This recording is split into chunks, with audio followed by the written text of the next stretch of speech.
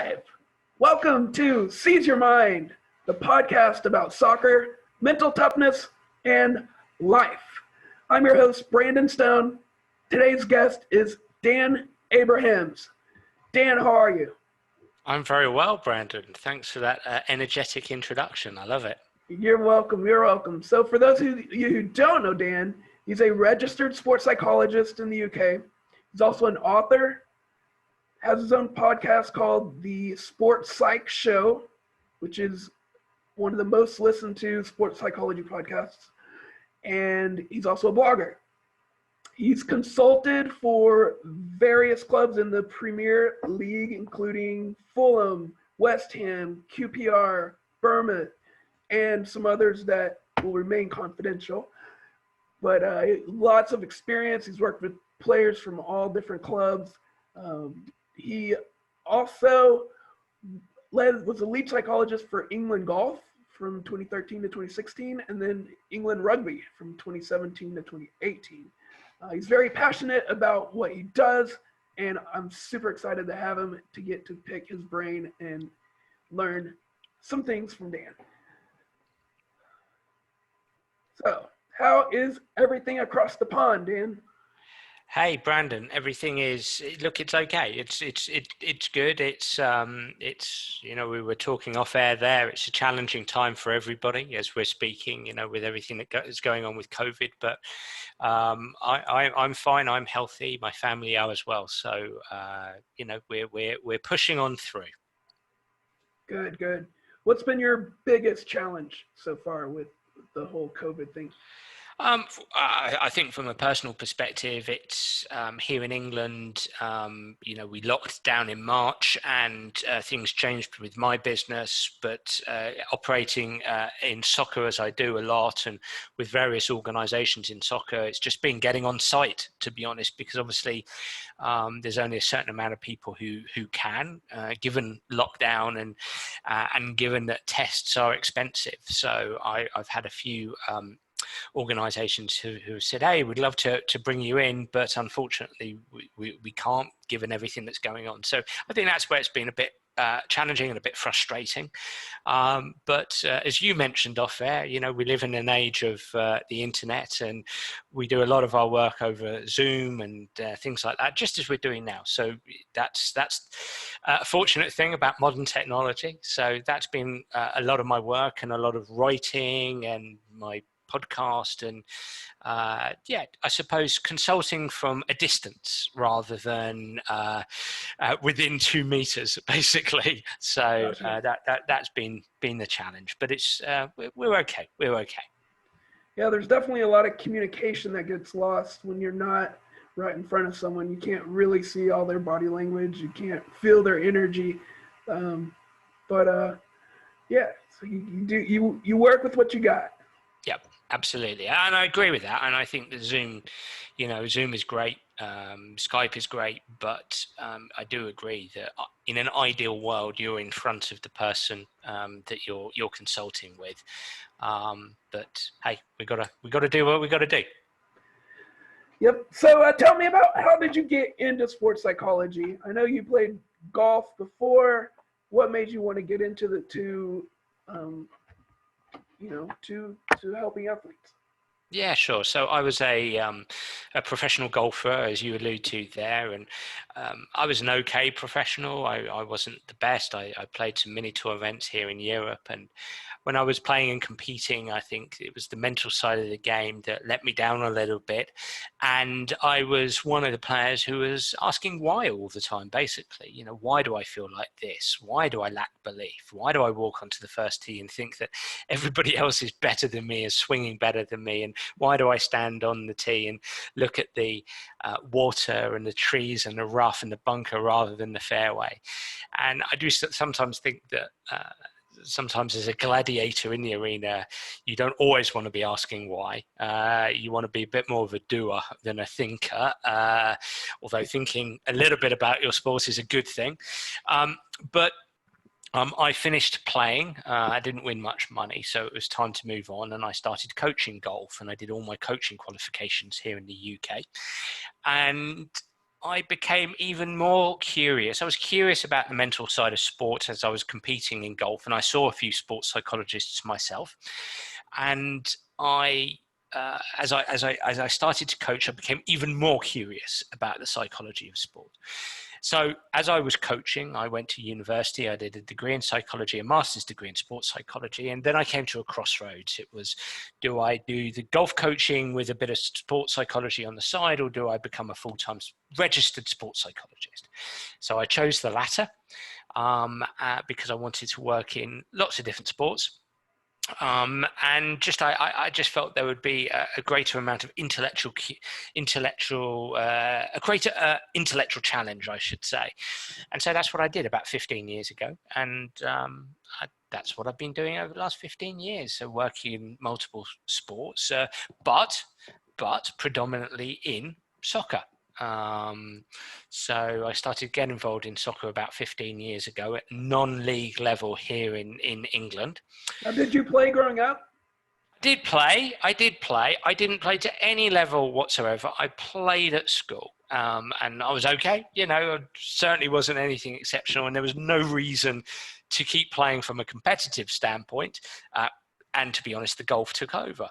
But I did play, and I was a Spurs supporter, Tottenham Hotspur supporter, growing up for my sins, which wasn't great in the 90s because they weren't. With respect to them, they weren't the best team. So I've always been a passionate supporter of soccer, and getting involved in this sport, as I did do 15 years ago, it's been a wonderful experience. So you started off in the lower leagues, you said? Yeah, I started off in the lower league. So I started off in non-league, and I did that, Brandon, because it was interesting. When I was a pro golfer, I used to listen to some sports psychologists speak about golf, and they would say some things about golf. Then I thought, I'm not too sure that you really know what you're talking about there. Can I trust you? Now, I think subsequently I've slightly changed my mind about this, and I think that was probably a little bit of ignorance on my part. But at that time, I really felt that, you know, I knew golf like the back of my hand. So golf psychology was very natural to me. But I looked around, and I'm a big believer that sports psychologists, mental skills coaches can work across all sports. Of course they can. But I also think it's worthwhile striving to specialize in 1, 2, or 3 sports. And by that, I mean really getting to learn the language and the specific challenges that those sports people face. And that's what I wanted to do in soccer. I wanted to really learn the language of the game and really learn the specific challenges that soccer players face, because I think every sport is different contextually. Every sport has its own contextual challenges. And so that's what I did. I got involved at non-league level. I started to work with a head coach called Wayne Burnett, who's now the under-23s coach at Tottenham Hotspur. So he was working with Pochettino and is now working with Jose Mourinho. So he's done very well for himself now. And so we started working with him, and that was 15 years ago, and just built from there, really. It's just been a snowball effect from there. But that was sort of my aim at the time, was to really learn the language and the specific challenges. I'm curious how you kind of did build that up. When you first started, were you doing like things for free? Was it paid from the get-go? And then, because, you know, all in all, sports psychology is still a new profession, and there's not like a clear-cut path for, you know, someone to follow. You kind of have to like blaze your own trail. Yeah, it's interesting, isn't it? I mean, it's kind of a new profession. I mean, if you go back to the very first sports psychology experiment, you could say it was 1899, and a guy called Norman Triplett, who worked on something called social facilitation theory. So in that respect, a little bit of research is quite old, and we still use certain models from, say, the 1920s, like the Yerkes and Dodson model of inverted U hypothesis. That's for your sports psychology geeks out there. But and look, we have been going at this for about 40, 50 years. I mean, there's always been some kind of presence there, but I don't disagree with you. It's still emerging. It's an emerging field. But the reason why I said that was because it's been around for a bit, and we still haven't quite established ourselves as mainstream, essentially. It's getting better, more and more. I mean, now you've got NBA, the NFL, those organizations, every single team, every organization within those franchises has to have some kind of mental health practitioner now, but don't necessarily have to cover the performance psychology aspect there. So there's still a struggle, if you like, to convince some coaches and maybe some players that it's an important aspect of their preparation, and it's not just delivered by coaches themselves. So did I offer myself for free? Bits and bobs. Some of it was for free, and some of it was paid. So I would say it's a bit of both. But I would always say to somebody starting out in the field, try to get as much experience as you can. Yes, qualifications are important, and of course you want to go down the traditional paths. However, you also want to go out there and do it, so do it with your local under 16 team or under 18 team or under 12 team or whoever it might be. Always be honest about who you are, where you've come from, what your experience is, and what qualifications you have, but get out there and do it. And that was really important for me, was just to get out there and work with soccer players, work with soccer coaches, and get to learn those challenges that they have. Interesting. So what was it like getting to your first professional team? What was it like? I mean, that one was a full-time team. So that was in a non-league. So it was essentially Division 6 of English football, step 6, if you like. So that was still a full-time team at that time. They trained 4 days a week and played. So you could say that they were a professional team, and it was a great baptism of fire. I mean, we had a lot of players who had come down from academies. They'd come down from some of the bigger academies like Arsenal and Crystal Palace. But some of them had also come down from some of the smaller league clubs like MK Dons and Leyton Orient. And we had a very young side in a division that thrives off of age and experience. The average age in that division that year was something like 28, and we had an average age of 21. And so that was an interesting test in and of itself. But it was a really, really good year. It was an amazing season. We finished 4th in the end, and just missed out on promotion, lost in the semi-final of the playoffs that year, and that would have been to go into the 5th division, the national conference. So it was a good year, and Wayne was just a brilliant head coach, really into the psychological side, really open, gave me free rein to work with his players, asked me to work with his coaching staff and himself. So very, very giving, and I learned so much from him. And he liked to play in what you might describe as the right way, moving the ball around quickly, moving it on the deck, playing it out from the back where you can, that kind of stuff. And so it was really good fun, and we did well. And I think 7 or 8 of those players went back up into league football after that. So one of the top 4 divisions. And in fact, I think 2 players ended up as high as the championship. So one below the main division, the main Premier League. So a really rewarding year. And it kind of just built from there. I mean, one of the players had a brother who played for Charlton Athletic, who were in the championship at that time. And I started working with him. And I got to know somebody who knew Carlton Cole, who was playing or languishing, I would say, in the West Ham reserve team at that time. If your listeners know who Carlton Cole is, he's now a retired player. But so I got my first big player from that, and started working with Carlton at West Ham, and it grew at West Ham. So it all stems from there, those small little openings, and builds from there. So it was a great season. And you know what's most brutal about that level is the crowds are modest, pretty small, anywhere between a couple of hundred to a couple of thousand. And that means that every player can hear everything that the crowd are saying. And trust me, English crowds are brutal, man. They are brutal, right?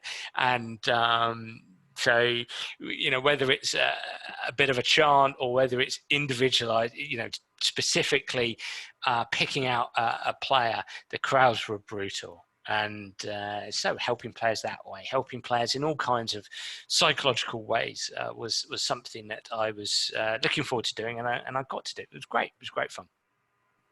Would you help them tune out those mean chants? Those mean chants. It's very delicate of you. Yeah. Yeah, tune out, distract, substitute, remain focused on the process, remain focused on scanning for clues and triggers and cues in the environment, which I think is the heart of great attention when you're playing a team invasion for sport like soccer. So absolutely, you're having great conversations with players around that. What ifs, what if you have a bad period of play and the crowd gets on your back or starts chanting at you? What are you going to do? How are you going to deal with that? I think the what if conversations are really, really important. But basically, when I started there, as I started to learn those specific challenges, I'll come back to that notion.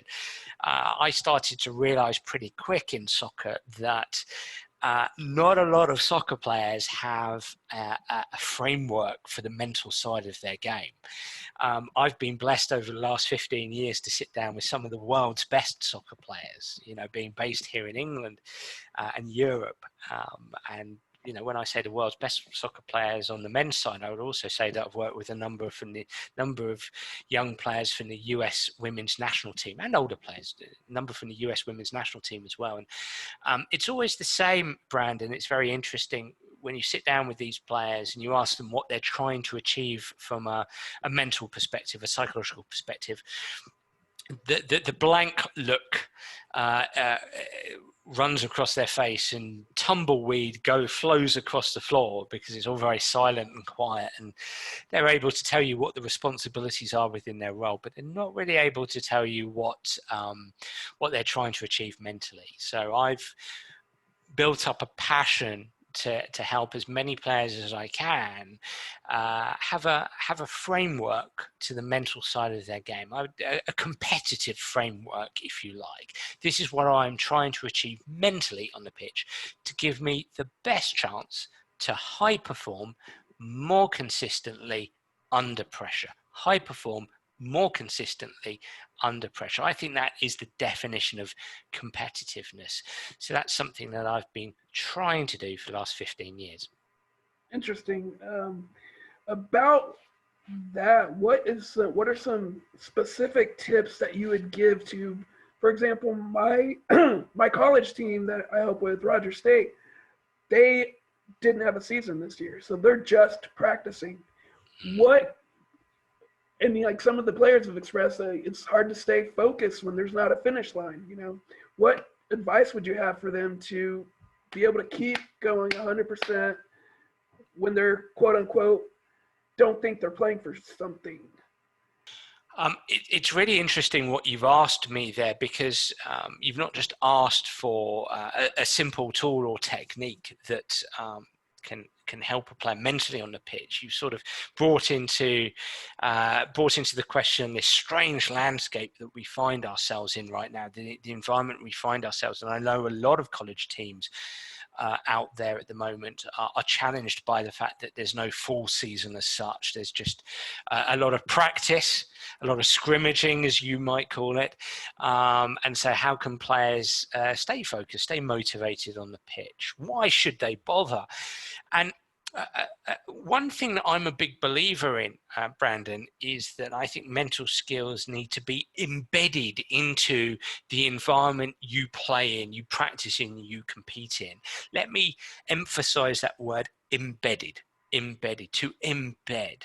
Whenever you put your boots on or your cleats on, whenever you step foot out onto the pitch, that's your environment, that's your competitive environment. And I think that that's the time you need to be, as best as you possibly can, you need to be exhibiting the kind of competitive behaviors that you want to exhibit when you do come to play a game, when you do compete under pressure. Think about that. When I put my cleats on, when I put my boots on, as we'd say here in England, when I step onto the field, the pitch, the turf, I need to be in a certain mindset. I need to be in a certain mindset. Now, every single time that you don't climb into that mindset, every time you fail to find that mindset and you fail to enact, act, and be and do those behaviors, that's compromising. And when you compromise, you give yourself less of a chance of doing those under pressure in the heat of battle when you do actually play those big games.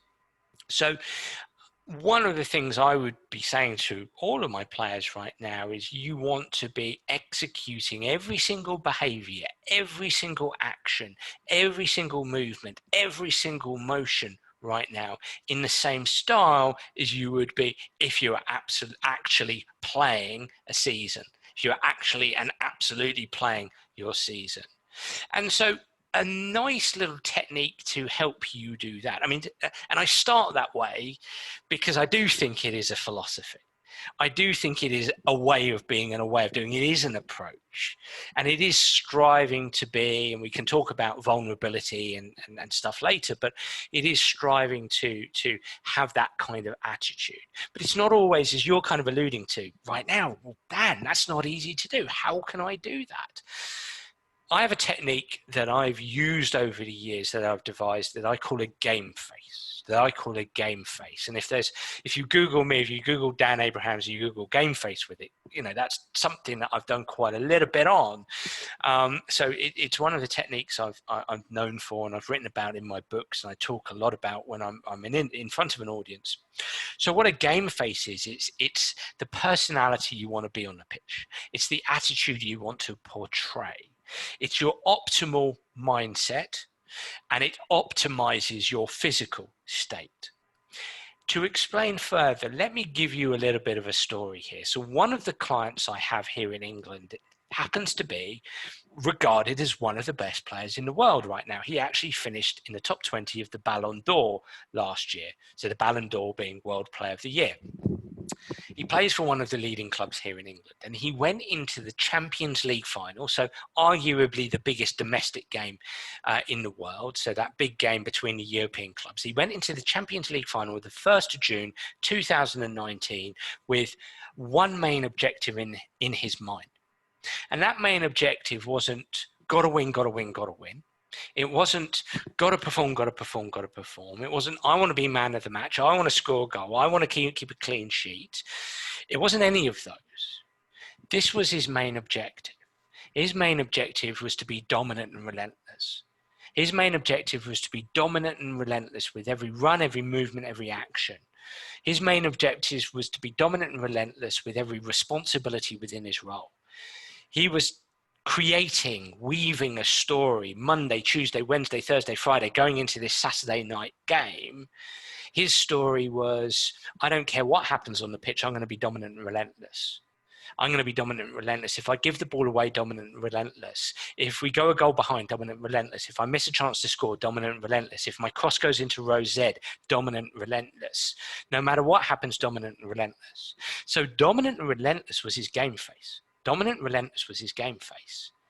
And as I come back to it, it wasn't gotta win, gotta win, gotta win, which is completely out of our control. It wasn't gotta perform, gotta perform, gotta perform, which is to a great degree out of our control. And what we know now in psychology is sometimes the more we try to force performance and the more we obsess it going into that game, actually the further away we get from it because we get tight and tense and worried and doubting and fearful and anxious, right? So dominant and relentless was what I call his game face. So his game face is dominant and relentless. So how do we come up with this game face? How do I help a player come up with a game face? The first question I ask them is, tell me about you at your best. Super, super simple, Brandon. Tell me about you at your best. So what you're doing there is you're tapping into a player's memory. You're tapping into a player's memory, helping them remember them at their best, because success leaves clues. Success leaves clues.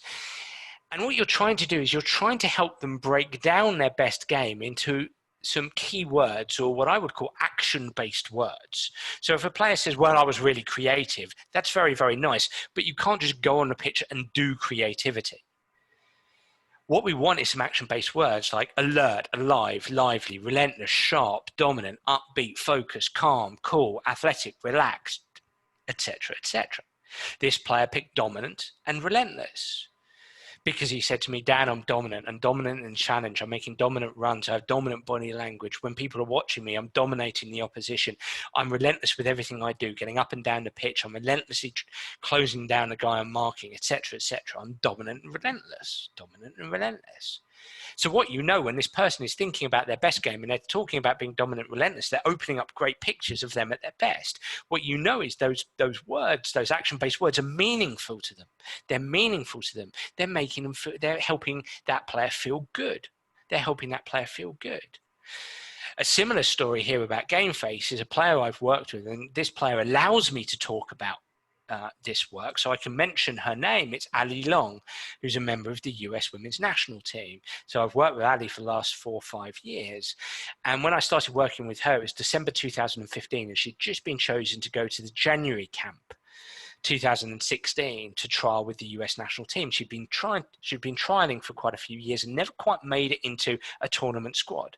Obviously 2016 was going to be Rio, and she said, Dan, I've got to get into Rio, and I want to get into the 2018 World Cup, and I've got to impress Ed Gillelis, but I'm so worried that I won't, and I'm so worried that I'll miss this opportunity, and I don't want to mess up in front of other players, and blah blah blah blah blah. And it's just like, Ali, stop. Tell me about you at your best. Tell me about you at your best. And so we talked about her best, and she came up with a whole bunch of words, and we settled on dominant and focused. So another dominant. Okay, that tends to be quite a regular one. Now, this is what else you can do with your Game Face. You can ask a player to think about a model player. You can ask the person in front of you to think about a model player, or you can have some fun with this, and you can ask a player to think about an animal, like a leopard or a cheetah or a tiger or a lion or something like that. An animal because, and you always get a bit of a chuckle from the player here, but an animal because that's how our brain works. It works in pictorial metaphors, essentially. When you think about being a sharp lion or a sharp cheetah, what do? It kind of hits your nervous system, and you think about being a sharp cheetah. Okay. And so Ali, she didn't love the animal idea, but she loved the player. And she said, when I think about the model player, I think about Sergio Busquets, the Barcelona holding midfielder. Ali was a holding midfielder at the time. So her Game Face became dominant focus Busquets. Dominant focus Busquets, DF Busquets, DF Busquets, DF Busquets, dominant focus Busquets. So rather than weaving a narrative, rather than having a story in her mind of got to impress, rather than anxiety washing through her body, it was, we shifted the story onto my job in January is to be dominant focus Busquets. So I'm going to go into the trial and be dominant focus Busquets, DF Busquets, non-stop. Nothing and no one takes me away from DF Busquets. And she did very well and managed to get into the Rio Olympics and get into the World Cup. And I've got a raft of players that I work with. I mean, one of the England strikers that I work with is confident, relentless lion. I've got a cool, calm Van Dijk out there, and this player plays in the Premier League. He's cool, calm Van Dijk. So he very much likes Van Dijk. So cool, calm Van Dijk. And if you were to coach Ibrahimovic, he would be cool, calm Ibrahimovic. Yeah, he would pick himself, right? Yeah, he probably really would. And some players have picked him actually just for how he holds himself and how he goes about his business. But that's the thing. It's embodying who you want to be out there, and taking that out there and saying, look, this is who I'm going to be. This is who I'm going to be no matter what. And accepting there's going to be tough moments. There's going to be tough times. There's going to be games where the reality is the best I'm going to play is 6 out of 10, and that's okay. But rather than being 4 or 5 out of 10, to be 6 out of 10, being in my Game Face is going to help me do that. Being in my Game Face is going to help me do that. So it would be interesting to sit down with Ibrahimovic. Whether he'd give me time of day, I don't know. But it would be certainly interesting to see what he'd say, because I wonder if you can have so much fun with this, and it's so powerful, because I wonder if somebody like that would borrow from his martial arts background. or something like that, because you do work with players who say, well, I don't like a model player and I don't like an animal, but you know what, and they'll bring in something completely what feels like it's either very personal to them, but it's something quite abstract, and those can work as well. So these like chants, dominant focus. I know they're saying to it leading up to the game. Do you have them? Are they saying it during the game to themselves in their head the whole time? They certainly can do. They certainly can do. I think self-talk is really important on the pitch. I really do. And I think that there's a bit of a misunderstanding there, in as much as there's plenty of time on the pitch to utilize self-talk. There's plenty of time. And you're not going to be saying it to yourself all the time, because certainly we want to have an external focus of attention a lot of the time, where we're taking in the clues and the cues external to our space, player, ball, the relationship between the three. That's so important. But there's time to check in, and am I being DF Busquets? Check your body language. Am I doing it? Am I acting it? If you start to feel flat and lethargic, I think a real skill for players is to be able to notice that, to spot that, to stop that, and then to shift it back to your game face. I think that's a vital skill to have that can only be developed and built over time. So absolutely, I want players to be adaptable, to be robust enough to check back in themselves and ask themselves whether they're in their game face. But I do want to emphasize here that the narrative and the story a player has about their game with relation to the specific challenges they face in the game is important. What they're talking about Monday to Friday going into a weekend game matters, and this is where a game face can be very powerful. One of the things I'd say, having operated in the Premier League now for a number of years, my last appointment, I was in the medical department. I was fixed to the medical department, and the medical department is actually quite great. It's actually great because you hear so many different conversations going on. At the moment, there's these documentaries that have come out on Netflix and Amazon covering various sporting bodies, and the Spurs one is out at the moment, obviously with Jose Mourinho and Tottenham Hotspur. And I think everybody's been enjoying some of the random conversations that the players have on the physio bed, just talking a random load of rubbish a lot of the time. But you do pick up on some very interesting conversations that happen in the medical department. And you find that a lot of players talk about, to other players, the upcoming game. And it's really interesting. I found myself saying to one of the players before this team that I was working with played Liverpool last season. It was interesting because they had played Chelsea, and this team had a reasonably good record against Chelsea.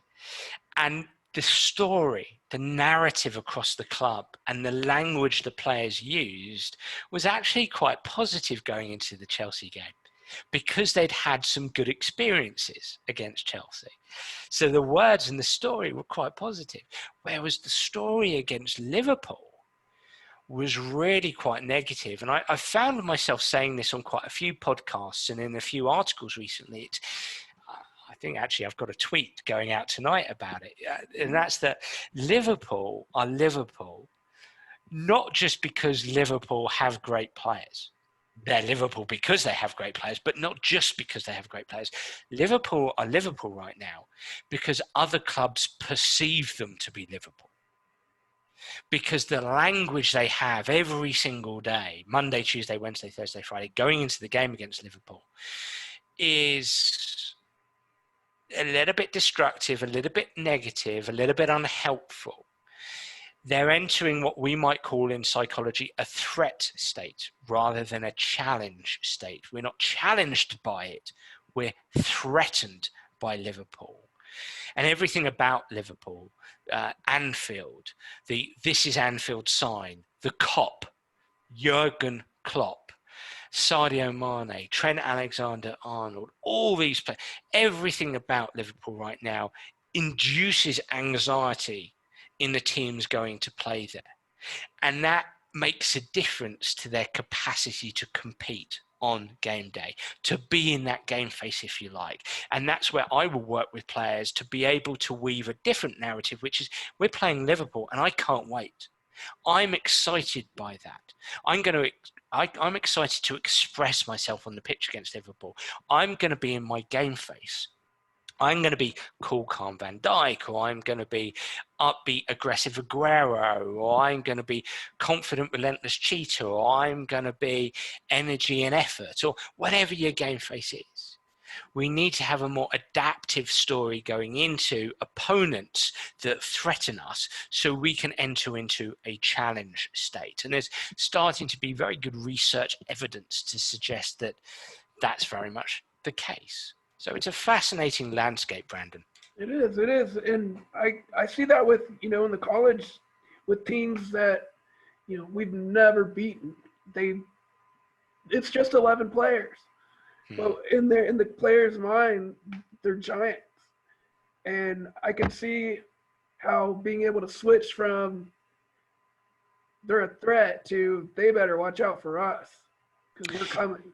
Yeah, well, I mean, and if we dig a little bit into what I'm saying in terms of psychological theory, what we know is that challenge and threat state is mediated, influenced by three factors, three sources, if you like. One is self-belief. We use the term self-efficacy in psychology. So one is self-belief. One is perception of control. Do I feel in control of things? And the third one is approach, having an approach focus rather than an avoidant focus. So essentially focusing on what I want rather than what I don't want to happen. And so if we just reverse back and talk about self-efficacy, I mean, really to build self-efficacy, let's look at that game face idea. The game face is built on past experiences. We know past experiences, reflecting on positive past experiences helps us build self-belief. We know that we can build self-belief through something called vicarious experience, which basically means looking at others, modeling, looking at others and reflecting on how we can do what others do. So that idea of a model player or something like that really helps. We know that self-belief is mediated by imaginal experiences, so essentially visualization, using our imagination. So again, visualizing our game face is important. So we can build self-belief by thinking about our game face and thinking about playing in our game face. To really look at it in very simple terms. That perception of control, well, ultimately, at the end of the day, the only thing I can really control is me. Even then, there would be some psychologists on this planet to say, well, there's certain things about us we can't completely control. I mean, that's a very controversial topic in psychology. But I think what we can say is there's no point going out onto the pitch, playing a college team that we know is very good and dwelling too much on how good they are, dwelling too much on who we're playing against. We have to recognize who we're playing against. But I think we have to come back to, well, what can I do? Who am I going to be? How am I going to go about this? I have to go out there and take charge of me, take control of me, dominate me, own me. It's the control game, if you like. And that approach focus is very much on focusing on what I want. I'm going to go out there, I'm going to be in my game face. I'm excited to be in my game face, not on Liverpool are really good, or this team, or college team are really good. They're so big, they're so strong. We've not beaten them before, and oh my God, I hope we don't lose, and I hope I don't play badly. And we kind of reflect on those sensations and feelings that rifle through our body based on, thinking about those things. So it's a very interesting dynamic, and you can bring it back to these simple factors of things like game face that can help players focus on the right things going into their game. Yeah. Do you use any sort of game face when you go to work with players? I probably do if I'm sitting in front of somebody that is very good. I once walked into a room with one of the best boxers in the world and was a wee bit intimidated at that time, I have to say. It was only 2 days before his fight, and there was a bit of pressure on there to try to make a difference because something had happened and they wanted him to see a sports psychologist, and I very much embodied a game face at that time. But look, Brandon, I use a game face. What I love about the game face is that really it's something it's a concept you can use in anything that you experience in life. It could be a social phase. We're all human beings and we all have vulnerabilities. And there's times in our social lives or our professional lives where we don't feel comfortable, where we feel a little bit self-conscious, maybe a little bit neurotic, as we'd say in personality science. And we get a bit anxious, and that means that maybe in social situations we shy away, we withdraw a bit, we get a bit quiet, and look, we don't enjoy ourselves as much as we should. We don't engage with our friends and people around us as much as we should, and so having a social face can help. You say you work with a college team. College players are in class all the time, and they'll be presenting in front of groups and probably engaging in work experience and having to sit down and and having to study, having a study face, having a presentation face or something like that. I just think that there are so many performance moments in our life, and having the capacity to switch into a performance mindset when we need to is vital. And I think a game face is one technique that can help people to high perform in their performance moment, whatever that moment demands.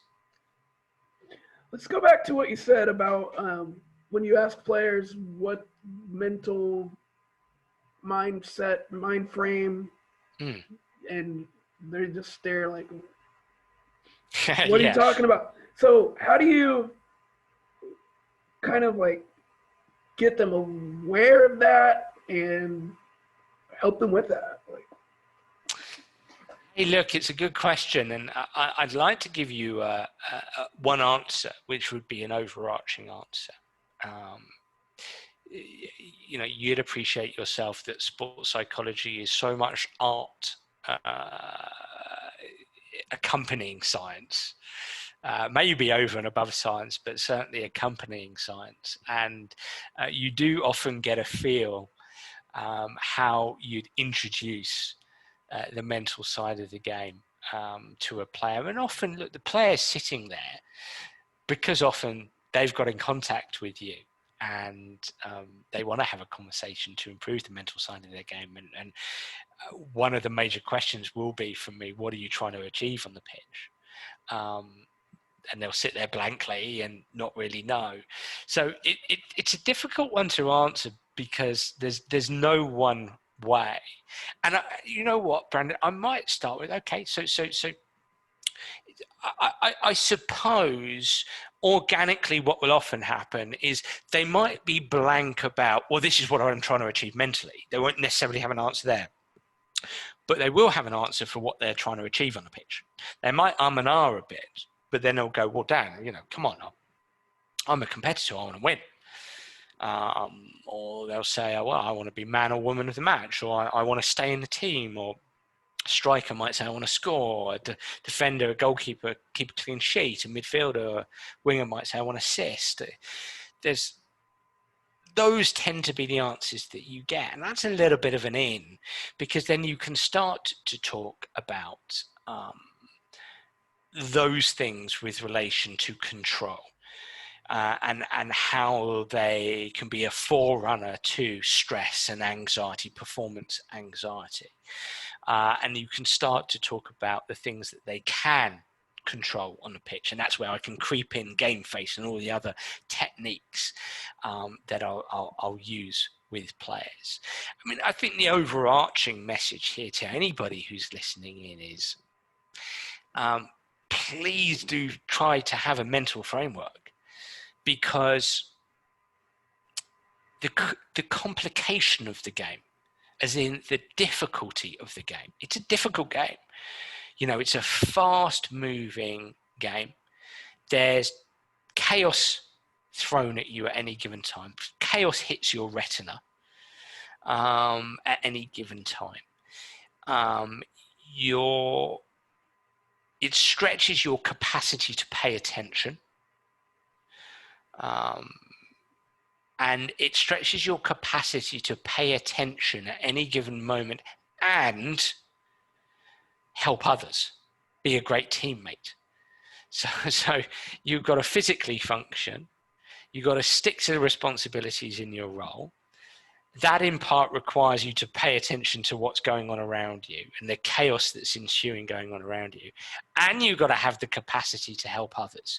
And you've got all these feelings and sensations and emotions arising in your body, emerging in your body, that your brain pays attention as you're competing, that's going to distract you. So there's the potential for a lot of internal distraction. So the capacity to manage yourself is important. The capacity to manage the game in front of you is important. This really tough game. And going back to the internal stuff, what I always say to coaches is, yes, soccer is a quick sport. Soccer works in seconds, but the brain and the nervous system work in milliseconds. The brain and the nervous system trump the speed of soccer every single time. So it takes a second to score a goal, it takes a second to pass a ball, but it takes milliseconds for a feeling or a sensation to emerge. It doesn't take much longer for a thought to emerge, and you build on those feelings and thoughts. And not all those feelings and thoughts are helpful, because again, what we can strongly hypothesize in psychology is that the brain and the nervous system tends to orient towards the negative. It tends to bookmark failure. Negatives are quite sticky. So we tend to bookmark failure. We tend to judge what's going on around us. That's how we're designed as human beings, to scan our environment and to think about threats. So in many respects, how we're designed as human beings is anti-high performance, anti-zone, if you like. So having the capacity to deal with your internal forces, to deal with the complication, the difficulty of the game in front of us, players need a mental framework. And then we can build on that further, Brandon, by saying not only has every individual got to have a mental framework, but one could argue that for a team to function optimally, we want every single player to be able to share their mental framework. So we've got what we would call in psychology a shared mental model around the mental side of the game. So often we work on task cohesion around the game model, around our principles of play and game model. But I think we need to go further. I think we want players sharing mental frameworks so we can help each other out on a pitch from a mental perspective. How powerful would it be if every single player is helping each other be in their game face? How powerful is that? How strong is that? So rather than going to these great college programs and thinking, oh, we're the underdogs today, every single player in your program has a game face. Every single player is putting that game face number one. Every single player is going to execute the responsibilities within their role in that game phase. And every single player is going to help each other be in their game phase. Now that's strong. That's powerful. That means every single player has the capacity to deal with their internal. Every single player has the team support to deal with the internal. And every single player has the capacity individually and as a team to deal with the difficulty of the game. That's important. I've probably gone slightly off piece there with your question. No, that's kind of what the conversation we're trying to have, with players and coaches. That was good. I can see how that's powerful. That have in the middle of the game, people being like, "Come on, Van Dyke, step it up," or know what each person's game face is, and use that to build them up instead of a lot of times players like to yell at each other. Yeah, and Brandon, there's a lot of building blocks that has to go in there. I'm a big believer that we have to give players space to express vulnerability. I'm less of a fan of barking and screaming and shouting and saying you can control your attitude, effort, and energy. And I'm more of a fan of saying we're human beings and we're vulnerable. And building the capacity to compete is accepting that vulnerability. It's not it's not stamping that in the ground. It's saying we're vulnerable. Anxiety happens to you. Low mood happens to you. A drop in confidence happens to you. All these psychological factors, they emerge in our body. Lethargy happens to you. Fear happens to you. Worry happens to you. Doubt happens to you.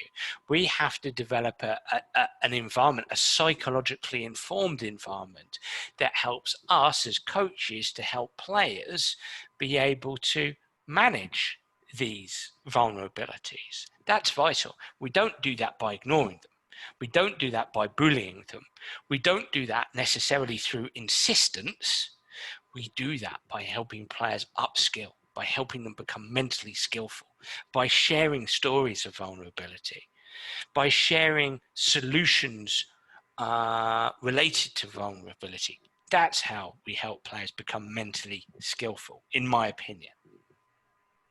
Beautiful, beautiful.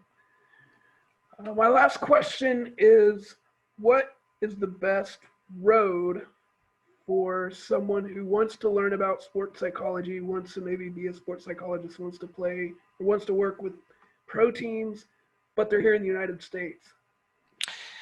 Other than listening to the Seize Your Mind podcast and the Sports Psych Show podcast? Other than those. Did you ask me if you want to be a sports psychologist? Is that what you're asking me? Look, I mean, I do think having, clearly you're going to have an interest in sport. I think that competing in some capacity helps. It's not essential, but it helps. Having a background in competing. I think that having experienced coaching helps. Again, not completely essential, but it really does help. So finding an opportunity to coach in some capacity, you don't have to coach the Chicago Bulls. That's not what I'm saying, but it could be anybody. So I think, playing and coaching helps, not essential, but helps. And then just developing a real interest in psychology, general psychology. So much more now, Brandon. I mean, I've been doing it for some time, and I haven't been doing it for 40, 50 years like some have, but I've been doing it for quite a long time. And I certainly took an interest. I was a bit of a sad teenager, Brandon. I was picking up Timothy Galway in a game of golf and in a game of tennis at 15, 16. And then Bob Rotella's Golf is Not a Game of Perfect at 18. So, I was starting to get into this at a very young age, 25 years ago, over 20, 27 years ago now. It shows my age now. And so I think having an interest in sports psychology, yes, but now a lot of my work, research, a lot of my reading revolves around general psychology. I think having an interest in personality science, in developmental psychology, in cognitive psychology, I personally think that that's important as well. I think that finding that the best pathway from a qualification perspective is useful and important. And, there's always going to be restrictions on what some people can and can't do based on those qualifications. And not everybody goes a mainstream route, and that's fine, but it's just finding the best route for you. What else? Going out and doing it when you can, when you feel you are responsible to do so. I think I mentioned that at the very beginning of the podcast, getting out there and working with young teams, for instance, just being open and honest about who you are, where you're at, and probably doing it for free, because I think that's the fair thing to do. So getting out and doing it where you can. Reading, listening.